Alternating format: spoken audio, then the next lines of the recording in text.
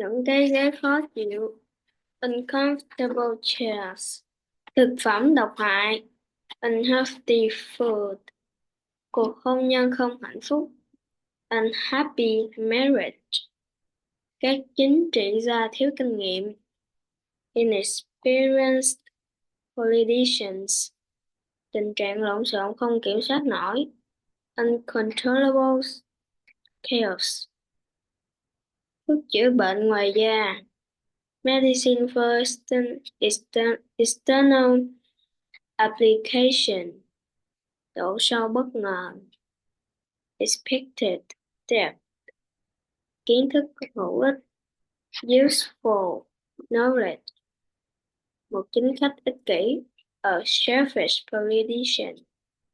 sự kiên nhẫn phi thường, extraordinary patient.